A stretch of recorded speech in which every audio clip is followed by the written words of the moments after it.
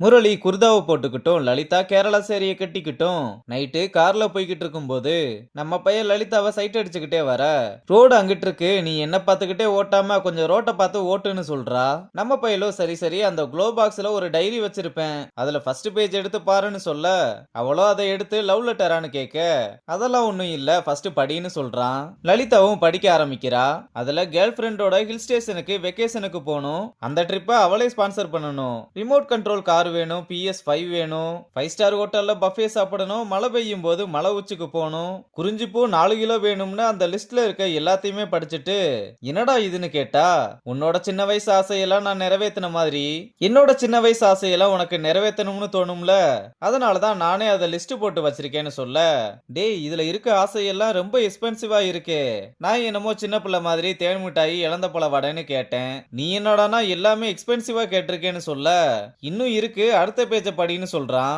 அதுல பார்த்தா first standard கிரஸ்ல இருந்து ஏரியா கிரஸ் வர எல்லா பொண்ணுங்க பேரையும் எழுதி இருக்க.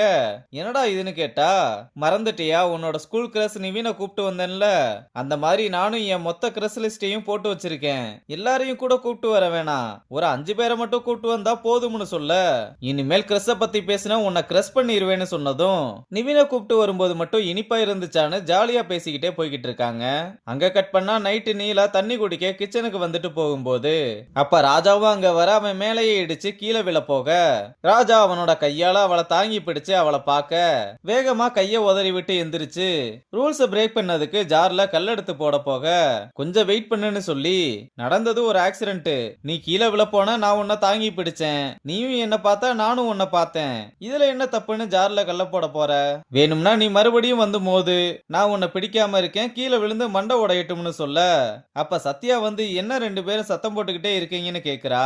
உடனே ராஜாவும் நான் பண்ணாத தப்புக்கெல்லாம் என் மேல கேஸ போட்டு கல்ல போடுவேன்னு சொல்றா, என்னன்னு கேளுடான்னு சொல்ல, ஏமா இப்படி பண்ற, வாமா போய் தூங்கலாம்னு கூப்பிட்டு போறா. அப்புறம் காலையில நீலா வேலைக்கு கிளம்பிட்டு சத்யாவை கூப்பிட அவ பாத்ரூமுக்குள்ள இருந்துகிட்டு ஒரு 2 நிமிஷம் வெயிட் பண்ணுமான்னு சொல்றா.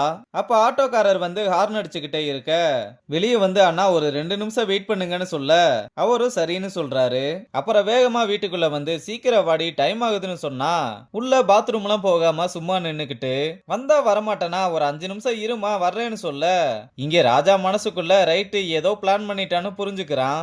நீலா மறுபடியும் வெளியே வந்து ஒரு 5 நிமிஷம் வெயிட் பண்ணுங்கன்னு சொல்ல, இல்ல மேம் டிராபிக் வேற அதிகமா இருக்கும், மத்த பசங்களுக்கும் லேட் ஆகும், கோச்சுக்காதீங்கன்னு சொல்லிட்டு கிளம்புறாரு. அப்புறம் கேபுக்கு வெயிட் பண்ணிக்கிட்டு இருக்கும்போது நீலாவோட எம்டி கால் பண்ணி இன்னைக்கு மீட்டிங் இருக்குது ஞாபகம் இருக்குல்ல, கொஞ்சம் வேகமா வந்துருங்கன்னு சொல்றாரு. அப்ப ராஜா பைக்ல வந்து என்னாச்சுன்னு கேட்க கேபு கிடைக்கலன்னு சொன்னதும் சரி வா போலாம்னு கூப்பிட்டா பைக்ல எல்லாம் நான் வரமாட்டேன்னு சொல்லிற. உடனே ராஜாவும் நீ வர வேணாம் நான் சத்யாவை மட்டும் கூப்பிட்டு போறேன்னு கூப்பிட அவளும் வேகமா வந்து பைக்ல ஏறி உட்காந்து ஹெல்மெட் போட்டு வண்டி ஓட்டுப்பா, ஸ்கூல்ல ஹெல்மெட் போடாதவங்க கூட பைக்ல போக கூடாதுன்னு சொல்லிருக்காங்கன்னு சொல்ல அவனும் ஹெல்மெட்டை போட்டுக்கிட்டு வண்டியை ரைஸ் பண்ணிக்கிட்டே நிக்க நீலாவும் வேற வழி இல்லாம பைக்ல வந்து உட்காந்துக்க எல்லாருமே சேர்ந்து ஒன்னா கிளம்புறாங்க. அப்புறம் ஸ்டேஷனுக்கு வந்து முரளியை கூப்பிட்டு ரமேஷ் பத்தின ஃபுல் டீடைல்ஸ் வேணும், அவரை ட்ரேஸ் அவுட் பண்ண ட்ரை பண்ணு, அவன் எங்க இருக்கான்னு நமக்கு தெரிஞ்சே ஆகணும்னு சொல்றான். முரளியும் சரின்னு சொல்லி கண்ட்ரோல் ரூமுக்கு கால் பண்ணி அவனோட மொபைலையும் போட்டோவையும் அனுப்பி போன் நம்பர் லொகேஷனையும் அந்த போட்டோ டேட்டா பேஸ்ல மேட்ச் ஆகுதான்னு செக் பண்ண சொல்றான். அப்ப ராஜா ரமேஷோட டீடைல்ஸ ஜீவாவுக்கும் கவிஞனுக்கும் அனுப்பி அவரை ட்ரேஸ் அவுட் பண்ண ட்ரை பண்ணுங்கன்னு சொல்றான். இங்க கண்ட்ரோல் ரூம்ல இருந்து கால் பண்ணி சாரி சார் எங்களால எதுவுமே கண்டுபிடிக்க முடியலன்னு சொல்றாங்க. முரளியும் இந்த விஷயத்த ராஜா கிட்ட சொல்ல சரி வா அவன் வீட்டுக்கே போய் பார்க்கலாம்னு கிளம்புறாங்க. அங்க கட் பண்ணா இவனா ஒருத்தன் வாளியில இனத்தையோ கலக்கிட்டு வந்து தட்டுல ஊத்திக்கிட்டு இருக்க.